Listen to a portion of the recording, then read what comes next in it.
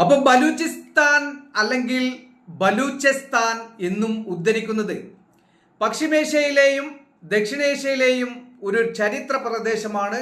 Iranian പീഠഭൂമിയുടെ തെക്കുകിഴക്കായി സ്ഥിതി ചെയ്യുന്നതും Indian ഫലകത്തിന്റെയും Arabian കടൽ തീരത്തിന്റെയും അതിർത്തിയിലാണ്.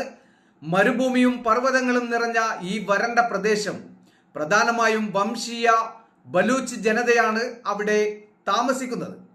ബലൂചിസ്ഥാൻ മേഖല 3 രാജ്യങ്ങളായി വിഭജിക്കപ്പെട്ടിരിക്കുന്നു.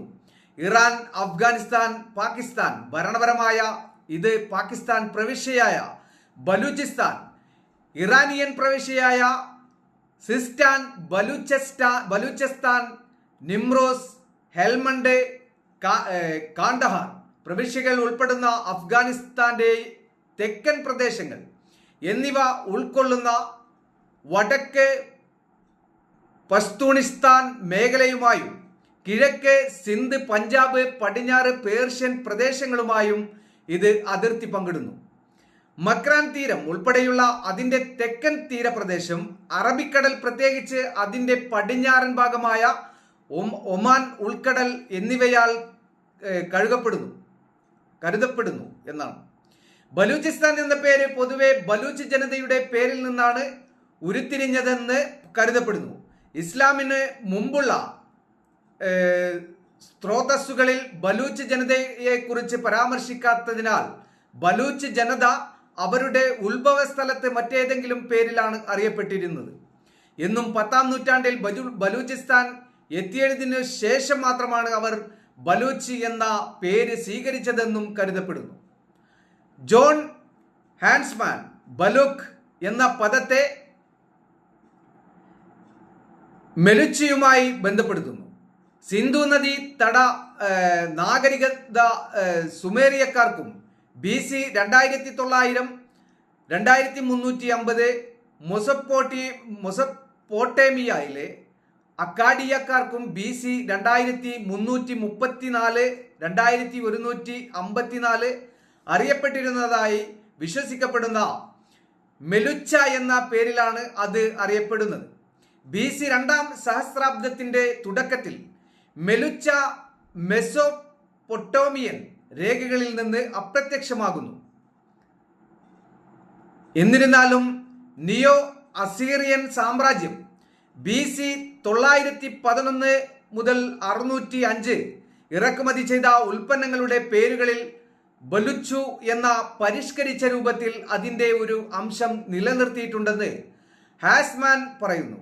മക്രാന്റെ തലസ്ഥാനമായ ബന്നജ്മർ സന്ദർശിച്ച അൽ മുക്കദാസി 985 ബലൂഷി, അതായത് ബലൂച്ചി എന്നറിയപ്പെടുന്ന ആളുകൾ ഇവിടെ അധിവസിച്ചിരുന്നുവെന്ന് ഹാൻസ്മാൻ കണ്ടെത്തി. ഇത് മെലൂഷയുടെയും ബലൂഷുവിന്റെയും പരിഷ്കരണമായി ബലൂച്ചി എന്ന പദം സ്ഥാപിക്കാൻ കാരണമായി. മെലുച്ച എന്ന പേര് ഇന്തോ ആര്യൻ പദങ്ങളായ മ്ലേച്ഛ, സംസ്കൃതം, മിലക, മിലക്ക്, പാലി എന്നിവയുമായി ബന്ധപ്പെടുത്തുന്നു. ഏതൊക്കെ രീതിയിലുള്ള ആ ഒരു ഭാഷകളാണ്, നമ്മൾ ആദ്യമായിട്ടാണ് ഇതൊക്കെ കേൾക്കുന്നത് അല്ലേ.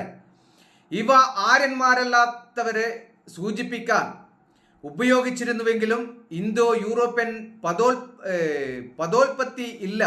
അവയെ ആദി ദ്രാവിഡ ഉത്ഭവം ഉള്ളതായി കണക്കാക്കി മിലു, അഖം, സിന്ധു ജനത തെക്കോട്ട് കുടിയേറിയപ്പോൾ തമിഴകം ഉരുത്തിരിഞ്ഞത് എന്ന ശരിയായ പേരോ അല്ലെങ്കിൽ ബലൂചിസ്ഥാനി ഉയർന്ന പ്രദേശങ്ങളെ സൂചിപ്പിക്കുന്ന ഉയർന്ന രാജ്യം എന്നർത്ഥമുള്ള മെലു, അഖം എന്നോ അർത്ഥമാക്കുന്നതായി അദ്ദേഹം ഈ പദത്തെ വ്യാഖ്യാനിക്കുന്നു.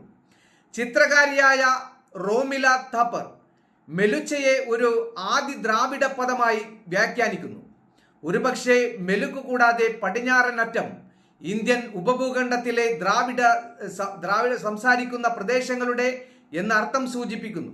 സംസ്കൃതത്തിലേക്കുള്ള ഒരു അക്ഷരീയ വിവർത്തനം അപാരത പിന്നീട് ഇന്തോ ആര്യന്മാർ ഈ പ്രദേശത്തെ വിവരിക്കാൻ ഉപയോഗിച്ചു എന്നുള്ളതാണ്.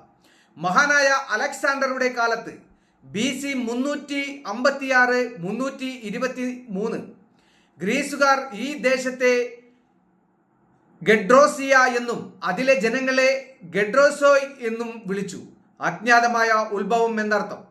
പദോൽപ്പത്തിന്റെ യുക്തി ഉപയോഗിച്ച് HW ബെയ്ലി ഒരു ഇറാനിയൻ നാമം പുനർനിർമ്മിക്കുന്നു. ഭൂഗർഭ ചാനലുകളുടെ നാട് എന്നർത്ഥമാണ്. ഇത് 9-ാം നൂറ്റാണ്ടിൽ ബാഡ്ലൌട്ടായും പിന്നീടുള്ള കാലങ്ങളിൽ ബലോച്ചായും രൂപാന്തരപ്പെട്ടിരിക്കാം. ഈ ന്യായവാദം ഇപ്പോഴും ഊഹക്കച്ചവടമായി തുടരുന്നു എന്നുള്ളതാണ്.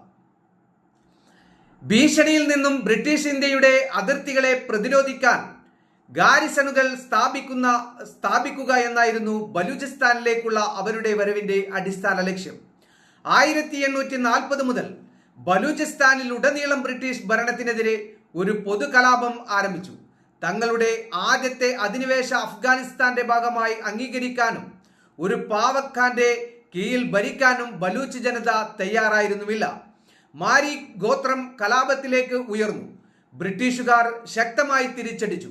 1840 മെയ് 11 മേജർ ബ്രൗണിന്റെ നേതൃത്വത്തിൽ ഒരു ബ്രിട്ടീഷ് സംഘം കഹാന്റെ മാരി ആസ്ഥാനം ആക്രമിക്കുകയും കഹാൻ കോട്ടയും പരിസര പ്രദേശങ്ങളും കൈവശപ്പെടുത്തുകയും ചെയ്തു. മാസൻ 1974 മാരി സൈന്യം പ്രദേശത്തു നിന്ന് പിൻവാങ്ങി വീണ്ടും സംഘടിച്ചു. പതിയിരുന്ന് നടത്തിയ ഒരു ഫിലിജിക്ക് സമീപം ബ്രിട്ടീഷ് സൈനികരുടെ ഒരു സംഘത്തെ മുഴുവൻ തുടച്ചു നീക്കി 100-ലധികം പേരെ കൊന്നൊടുക്കി എന്നുള്ളതാണ്. ഇന്ത്യൻ സ്വാതന്ത്ര്യ സമരകാലത്ത് 3 കോൺഗ്രസ് അനുകൂല പാർട്ടികൾ ബലൂചിസ്ഥാന്റെ രാഷ്ട്രീയത്തിൽ ഇപ്പോഴും സജീവമായിരുന്നു. ഉദാഹരണത്തിന് അഞ്ജുമാൻ ഈ വതൻ ബലൂചിസ്ഥാൻ ഐക്യ ഇന്ത്യയെ അനുകൂലിക്കുകയും അതിന്റെ വിഭജനത്തെ എതിർക്കുകയും ചെയ്തു എന്നുള്ളതാണ്. കൊളോണിയനാന്തര ചരിത്ര വിഭാഗത്തിന് വിപുലീകരണം ആവശ്യമാണ്. ഇതിലേക്ക് ചേർത്തുകൊണ്ട് നിങ്ങൾക്ക് സഹായിക്കാനാകും എന്നുള്ളതാണ്. ഫെബ്രുവരി 2023 ഈ ഒരു സംഭവം കൃത്യമായിട്ട് എഴുതി വെച്ച ആ ഒരു ഡേറ്റാണ്.